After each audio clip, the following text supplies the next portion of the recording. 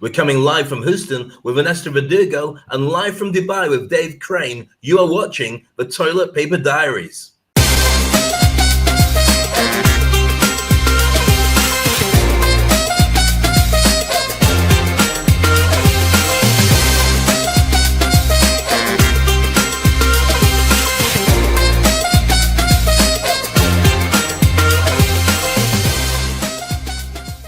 Hello, Ernesto, and hello, everybody. How are you doing? Hello, everyone. This is another long day. Episode 22, Ernesto. Incredible. Can you believe it? It's now episode 22, and we are still here. And I have the feeling that we're going to be here for a long time. And I think that's one of the reasons why we wanted to prepare this episode.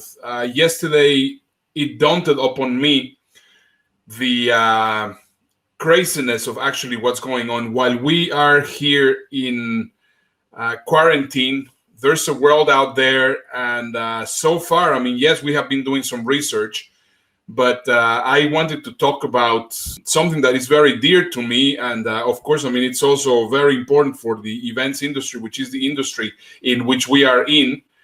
And I came to realize that this world has changed completely, and we are not at the end of the world, but we are starting a whole new era. I think you're right. I think it's not Mad Max yet. I don't think it's zombie Holocaust either. I think it's the real change of things that we all decided was going to be the things we got used to forever. So it's literally like swapping drones for planes, or swapping handheld cameras and Insta cameras and Polaroid cameras for phones that have digital in it.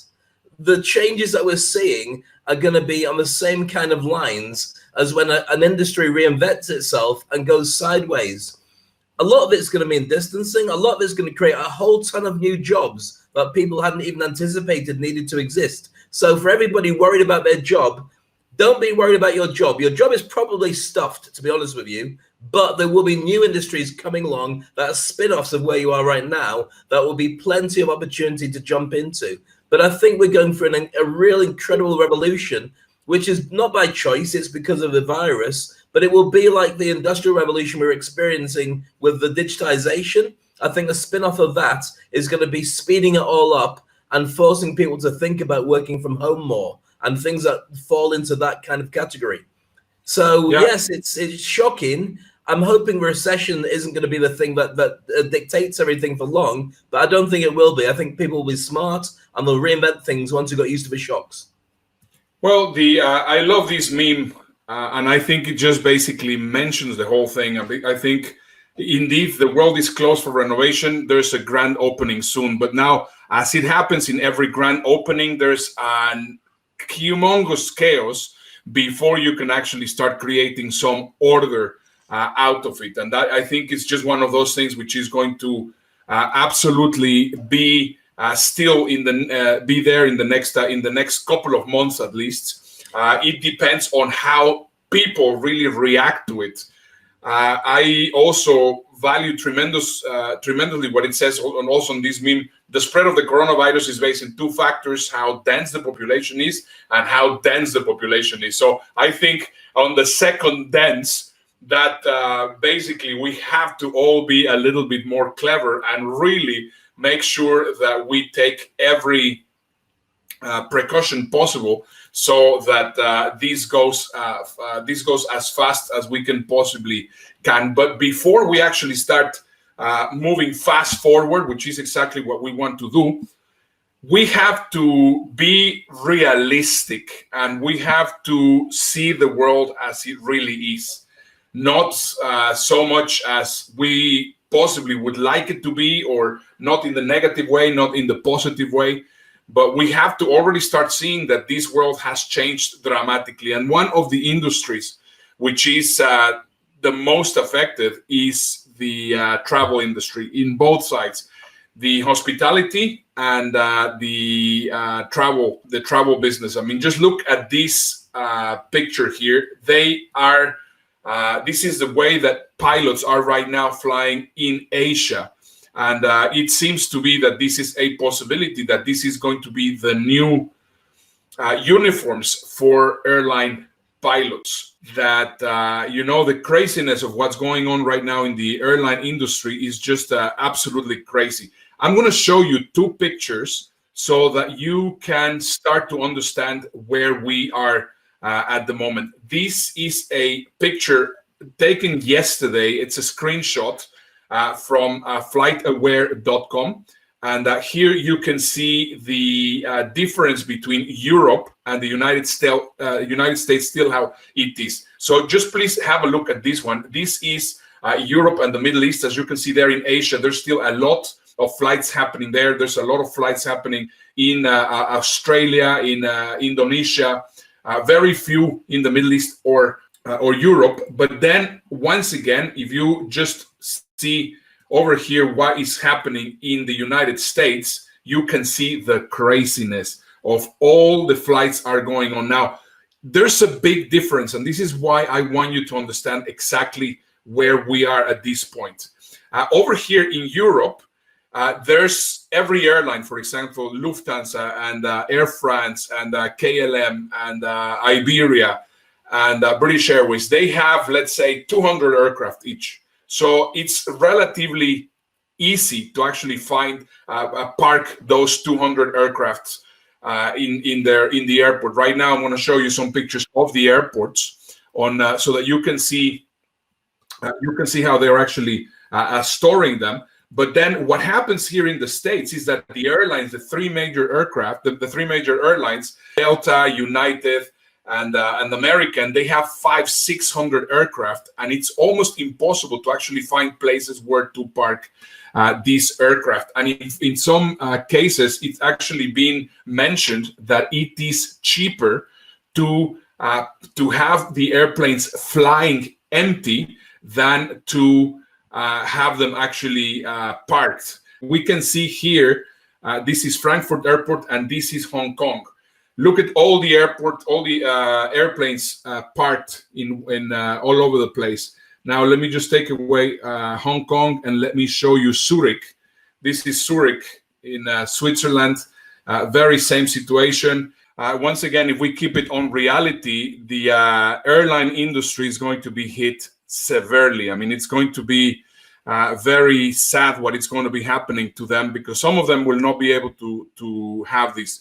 First of all, I will just quickly explain to you what happens. I mean, first of all, parking an aircraft, you have two kinds of parking. You have the active parking and you have the long-term parking. If you're going to be parking an aircraft, it has to be parked in a place where it is hot and dry, so that the airplanes do not rust. And there's a specific procedure in how they have to be stored, the aircraft. Now, if you actually park it in active parking, you can have the aircraft 2 weeks or so, and then the plane needs to be completely start, and it has to be like if the plane is active.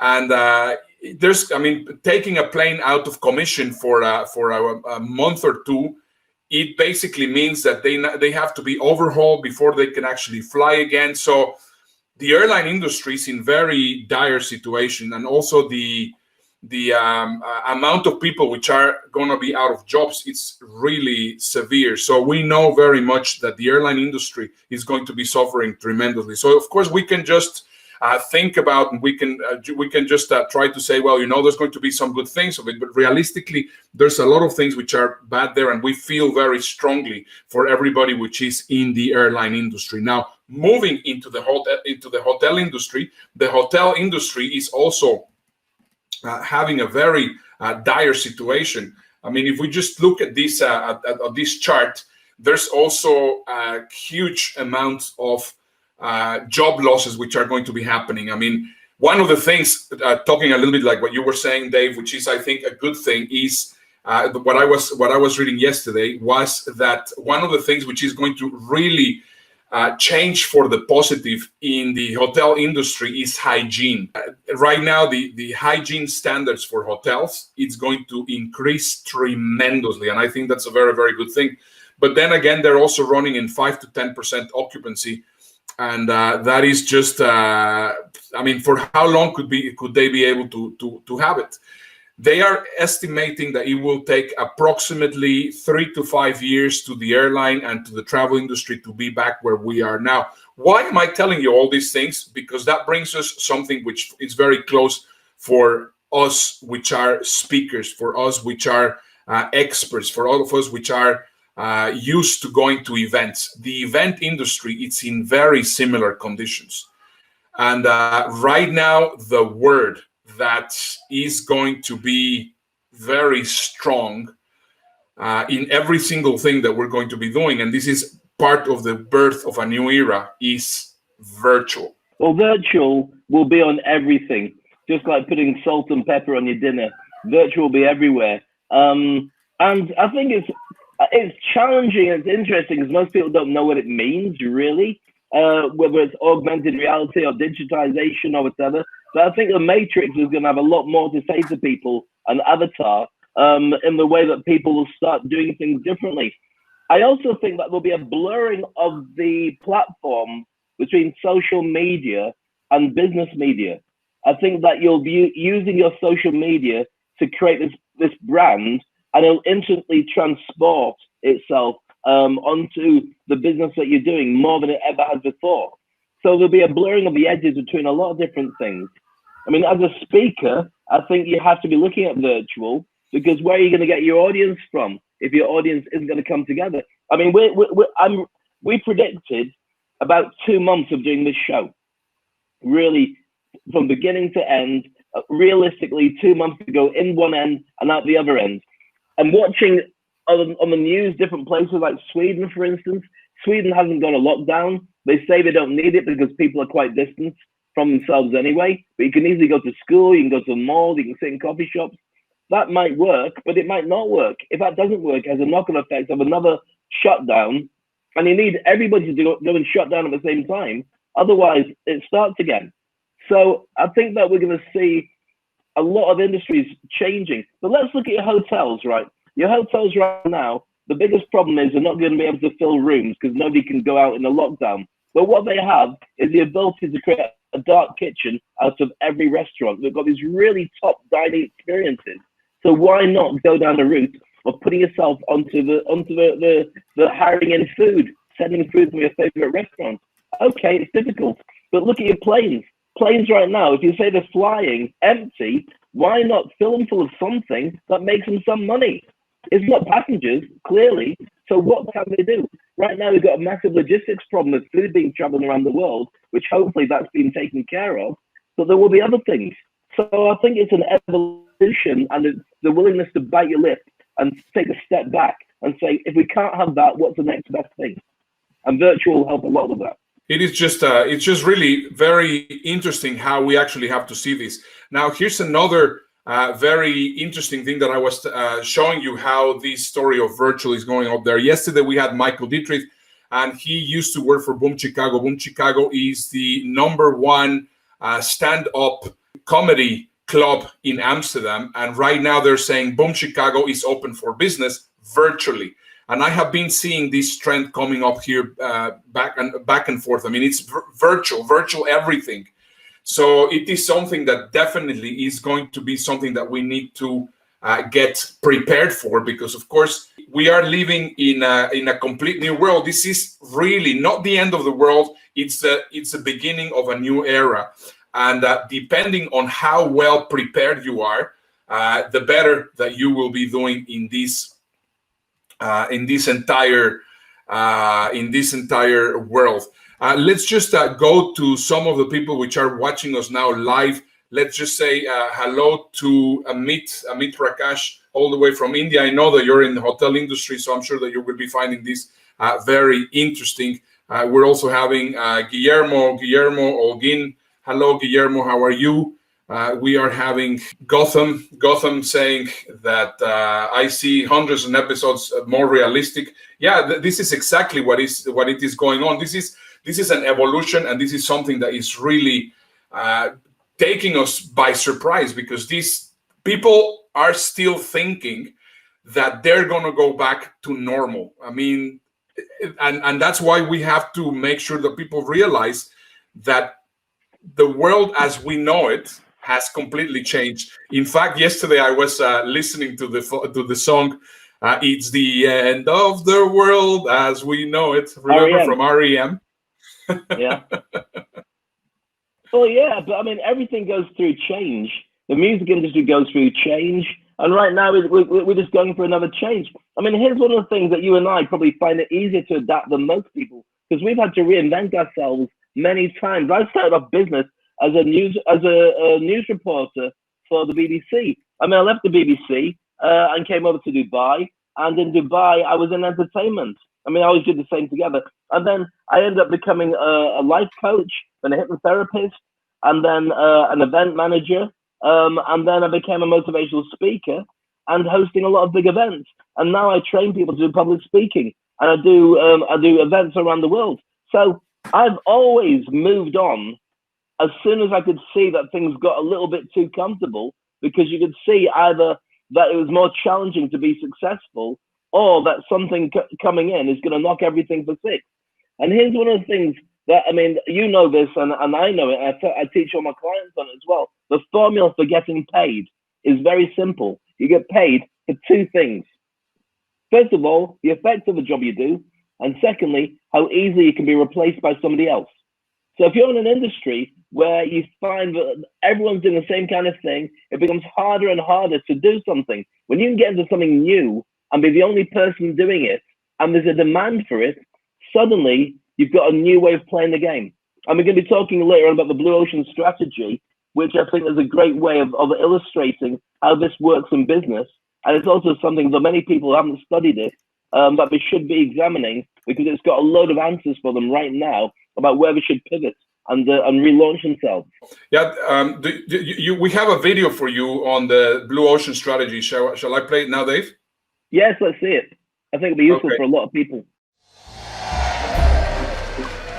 In 1984, Guy Laliberté co-founded Cirque du Soleil. Soon, Cirque was bringing in revenues that incumbents like Ringling Brothers had taken more than a century to attain, even though the circus business was in long-term decline. How did Cirque thrive in such a dismal environment? The answer can be found in the theory that the business universe consists of two kinds of markets: red oceans and blue oceans, a concept pioneered by INSEAD professors W. Chan Kim and René Beauborn. Red oceans represent existing industries and markets, where industry boundaries and the rules of competition are well defined. Companies strive to outperform rivals and grab a bigger share of existing demand. As the space gets crowded, fierce competition turns the water bloody. Competitive or market competing strategy is about how to occupy red oceans. By contrast, blue ocean or market creating strategy is about how to create and capture unknown markets where demand is created rather than fought over. In some cases, this spawns entirely new industries. But most blue oceans emerge when a company alters the boundaries of an existing industry, as when Cirque du Soleil blurred the line between circus and theatre. Cirque made the acts more artistic and sophisticated, attracting a whole new group of customers, adults who are prepared to pay premium ticket prices as they would for the theatre or the opera. Cirque also eliminated several elements of the traditional circus, like costly animal acts and star performers. Cirque invented a new and profitable market space without making the typical trade-off between value and cost. Cirque pursued both differentiation and low cost in what Kim and Beauborn call value innovation. The simultaneous pursuit of value and cost is the logic of blue ocean strategy. Based on their study of more than 30 industries, companies that can create blue oceans usually reap the benefits for 10 to 15 years because they are hard for rivals to copy. To realize blue ocean potential like Cirque did, companies should chart a strategic course past traditional industry boundaries to create new market space. There you go, blue ocean strategy. And I think that the example of Cirque du Soleil is a great example. The circus industry was in decline. People didn't like the idea of the animals being badly treated. People didn't want to pay the full money. They didn't want to travel. There was a bad view of the way the people who put these things together are as people. There's all sorts of things. So Cirque du Soleil come in, reinvent it. It's still essentially the circus, but everybody wants to pay a fortune to go and see it. and they've had them all around the world and making a ton of money. So it can be done, but it makes you have to be creative to come up with something different. Yeah, I think right now, sure, the blue ocean strategy and the red ocean strategy are great metaphors on how to think. But I also believe very strongly that we have to become, we have to really be ahead of the game. So, I mean, this is just something that nobody knows where is going to be the next move. Right now, yesterday, as I was doing all the research for the airlines, and I was sharing with you all this information, Dave, we got 2 excellent videos on how, and I looked for videos from many airlines, and there's only 2 airlines which have videos like this, which are incredibly futuristic, incredibly blue ocean thinking, and I think you're going to really like them. Of course, the first one had to be Emirates. So have a look at the advertising that they are right now showing, and this is very important. They're only showing it on social media. Do you remember when they closed the schools and kids tried to learn online? And when we heard the term social distancing for the very first time? Do you remember when we worked from home and actually missed the office and even the people we didn't get along? When the fun of flying wasn't there for us anymore, but we had to be strong. All of those things we took so much for granted were now off limits to us every day. A walk in the park, a bit of a lark, a kiss in the dark. Do you remember when we stayed away from the gyms and watched too much TV, so we put on weight and learned not to hate anything or anybody anymore except COVID-19? Do you remember when the airlines were grounded, which meant we missed our loved ones even more, but the whole world came together and said enough, no more?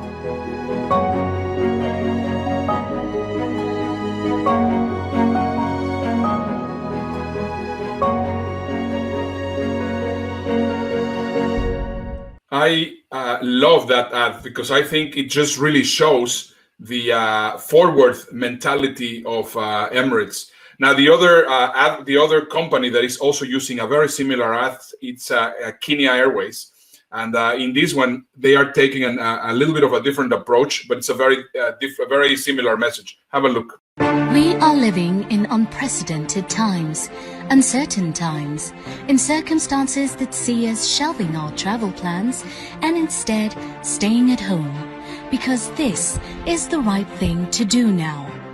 But this dark cloud of uncertainty will pass, giving way to a new dawn, a fresh start, when we get back to doing what we love, traveling the world, seeing new places and making new memories, because adventure is worthwhile.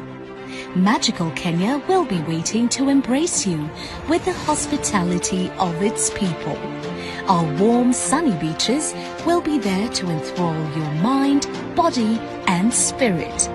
Be ready for an adventure of a lifetime as you go on an unforgettable safari. Enjoy our diverse culinary delights and take in the magic of Kenya.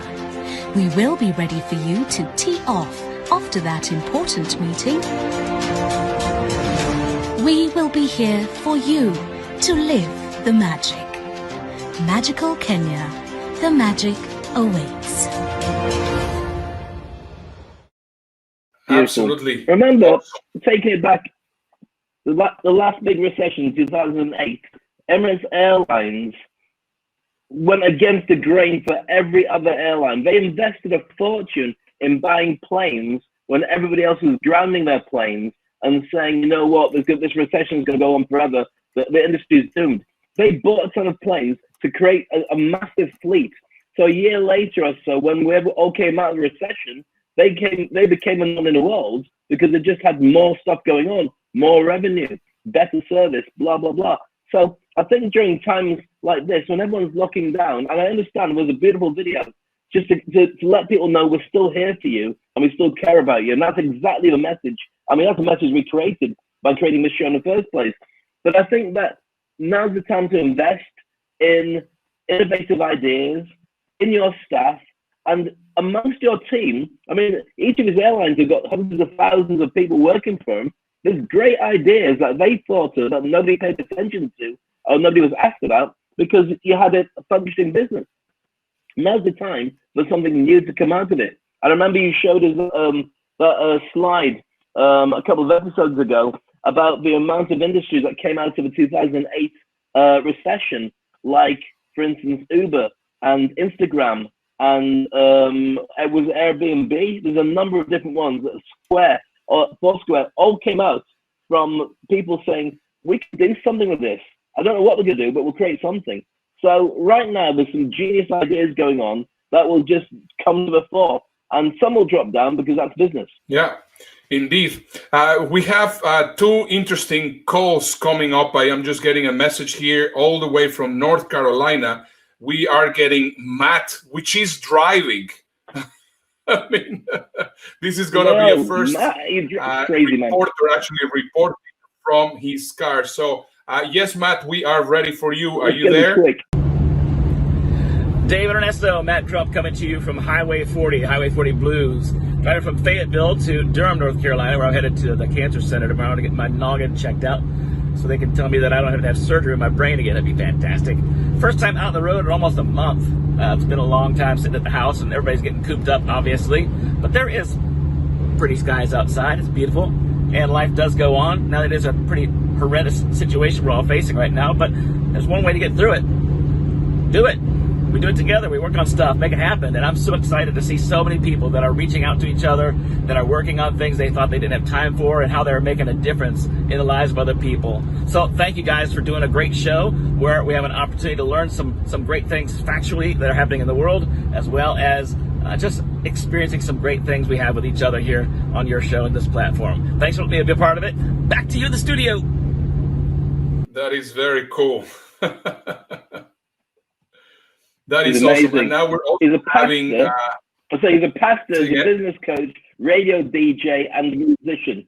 Matt Crump, incredible guy. You say you've got somebody else coming through? I am having now Phil. Phil is reporting all the way from Poland. So Poland. Hi Dave.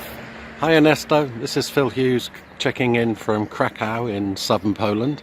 As you can see, I've got a sexy beard and I've got some sexy gloves. Try using mobile phone camera with gloves on. And we're here doing the pre-Easter shopping. Beautifully 2 meters apart queue to get in. And really just letting you know it's exactly the same here as it is everywhere else. We've got our 2 meters social distancing. We got locked down a lot earlier than most other people did, but so far we're safe. My message really is, in these days, your tribe is your community. Here in the village outside of Krakow, we're very aware that we have to look after all of our families, extended families here, of course, and friends. So we're down here shopping for about 7 or 8 people, keep the whole clan together. And my one bit of advice, J.K. Rowling was on Twitter last week saying that we should be inspiring people and doing things differently, and ex-football manager called Nigel Adkins, who's a bit of a legend to Southampton fans. He's managed to go from virtually nothing to being a viral guru life coach in the space of a week, just telling people how to cook interesting breakfasts.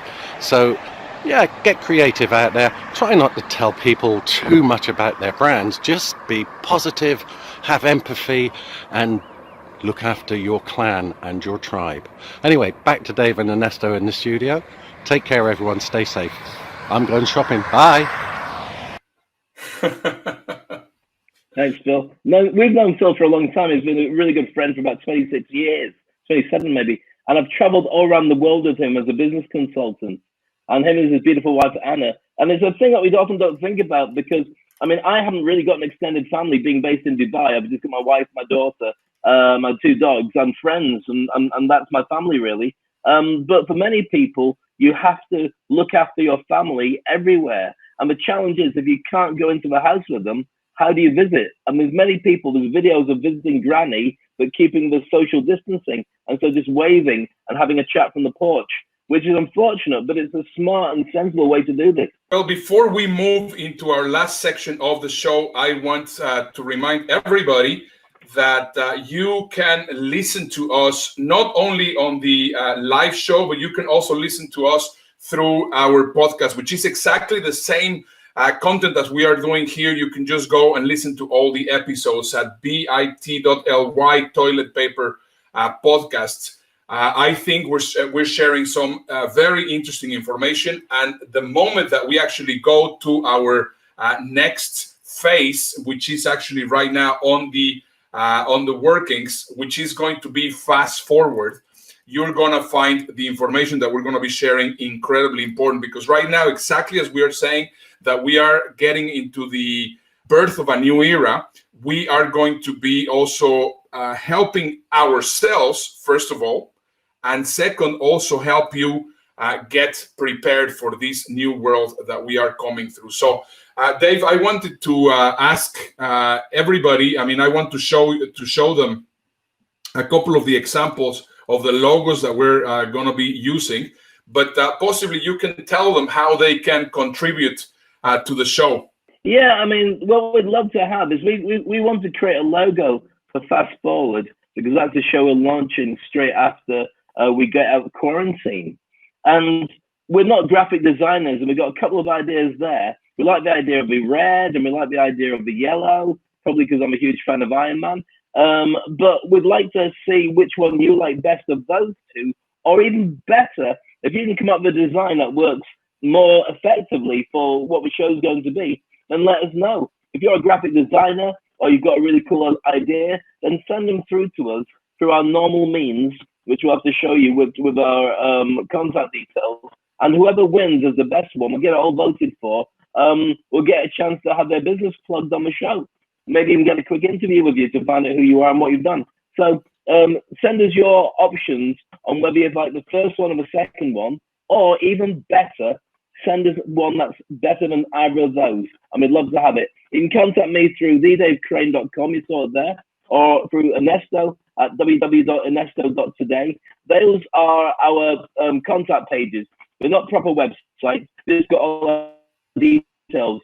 And so either to get us on WhatsApp, because we look at WhatsApp all the time. My emails I tend to ignore because I just can't remember what's on them anymore. So WhatsApp would be great. We'd love to have your designs from Fast Forward. That is super cool. Dave, why don't we move right now to Fast Forward? And I think the first section that we should be covering in Fast Forward is what you are doing, because I find it absolutely fascinating. I saw your campaign today on LinkedIn, and I think you're completely on the right track. So do you want me to show them the video? Yeah, okay. The video is part of, if you've been following the show for quite some time, and you know that Ernesto and I are speakers, we have different angles. Mine is I train people and I speak on stage. I train them to speak. Ernesto is he creates marketing for speakers. So I think he speaks on stage as well. Now I realize with the current challenge is that people have got all their stuff all over the place and they want to motivate them. And as a motivational speaker, I wanted to reinvent the way that motivational speaking works, because otherwise nobody's going to have a room full of people to work with you. What they will have instead is a load of scared people at home who really need to feel that the company loves them.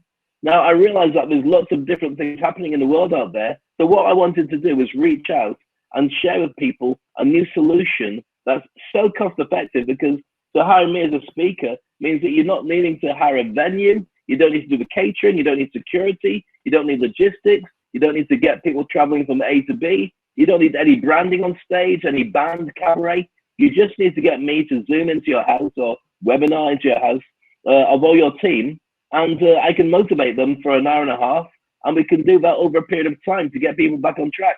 And so I've launched that today, and here's the promo video. The coronavirus hit the world and sent 2 billion employees into home quarantine. Now there's no way that you can see what your team sees, feel what they feel, and drive business the way that you used to. We can train your team in their home. We can get them to think differently right now. You have to reinvent your workplace and make it virtual, make it emotional, and make it flexible. Let's turn your team into leaders who will start creating a brand new legacy from today. My name is Dave Crane. I love it. So there we go. I think it's just fantastic, and I think that that's exactly the way in how things are going to be working. So fantastic. Well done, Dave. Thank you very much indeed, Ernesto. Yeah, just to finish today's program, I want to share with you what I think are going to be the 10 qualities that you will require to be able to thrive in this new era. So, first of all, you have to be realistic. You have to have a realistic perception of reality. Not worse, not better. I mean, Dave and I tend to always be over enthusiastic and over positive, but to a certain extent, we also hold ourselves to the most point to try to be realistic. Point number two, you need to treat people with kindness and respect. I think after what we have seen, it doesn't matter if it is a janitor, it doesn't matter if it is the president of an organization. Anybody needs to be treated with kindness and respect.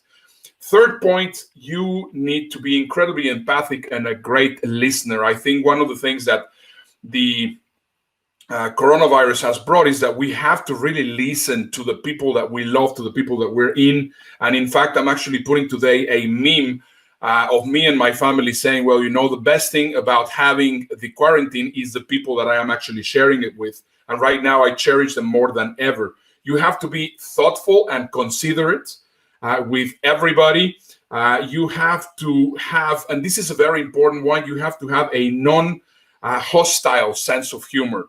I think right now you have no clue. I mean, you should not be making fun of absolutely anybody with the intent of hurting anybody. You have to learn, and this is one of those important things that you need to do right now. You need to learn a little bit more of emotional intelligence. You have to be able to express your emotions clearly. You should not be afraid of making mistakes, because right now we have no idea how everything is going to be working. And if you simply are afraid of making mistakes, you're going to suffer afterwards. You have to really be very tolerant and accepting, not only to different cultures and different races and different religions and different political views, but you have to make sure that you are not, you have to see that we are all, it's a planet, and we have seen how vulnerable we are. So it's very important that we are tolerant and accepting. You have to be open-minded, and you need to be also very fair. You have to be very accepting also for people, and you should never work out with a hidden agenda. Try to be transparent. Try to make sure that you show your emotions exactly where you are. And I know it's going to be difficult, because of course what worked in the past possibly is not going to be working in the future. And that is basically my fast forward tips for the day. I love it. I think they're very sensible. A lot of them based on emotional intelligence and empathy.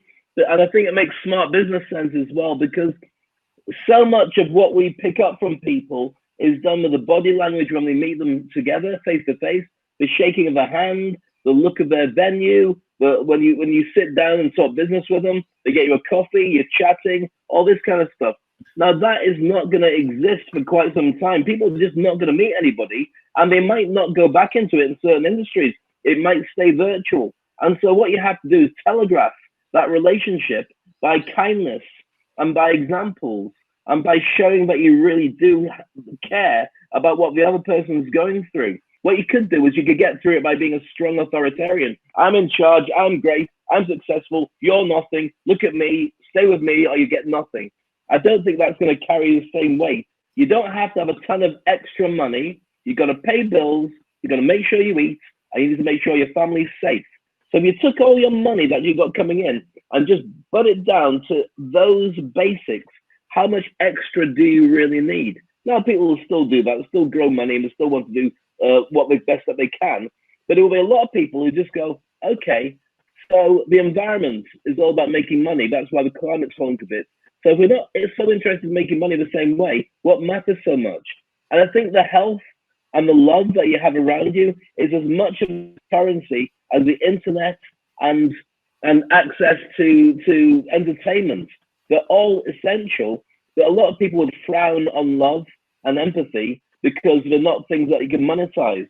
And I hope that what comes out of this is a different attitude to what's important and a rebalance of priorities. And what you've said there, that wonderful 10 list, 10 essential qualities list is what I believe people should start with if they're going to be successful in the future. Business can go on top of that, but you start with that internally, and that's what you're going to see in the world around you. And that would be great if everyone did the same thing. Yeah, Dave, this has been a great show. I just have to close the show with one concern that I'm having, because this is exactly one thing that I cannot live with.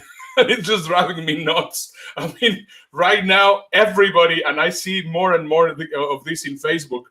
I mean, my hair is just becoming too long, and that kids are starting to look like this. And it's just absolutely horrendous. So, Well, I mean, you're very lucky that you just have your dreadlocks. I'm sure that it doesn't take any time for you to get them ready, right? Here's the home truth. It takes 4 hours to do this. And it's not me that does it. It's somebody else does it for me. If I do it on my own, it takes 3 weeks to do my hair plaited like this. So it's not that easy. But my wife came to me, my beautiful wife Aziza came to me today and said, "Can you cut my hair?" And I said, "Well, no, baby, it looks great." And she goes, "No, it's too long. It's really annoying me." And I said, "Do you remember the last time I cut it?" And the last time I cut it, I had a pair of scissors, not much bigger than this, right? Sort of like nail scissors. And I went around the back of her hair and I smoothed it down as much as I could. I'm not a hairdresser. And I cut it. But when I cut it and I let go of it, it was at an angle like that. So once he tied it up at the side, once he let it down, it was like she'd fallen asleep in the hairdressers and somebody cut around it. So I refused, for my own safety, because we're living in the same house, I'd never live it down if I did it. So I actually got my 9-year-old gorgeous daughter Maya to cut my wife's hair because I couldn't deal with another month of, "Look what you did to me, you ruined everything," when all the bald patches grew back. So I get it, and nobody's touching my hair, but yours is looking a little bit long on top there. You've got like a Superman kiss curl you need to address, or make it into a beehive.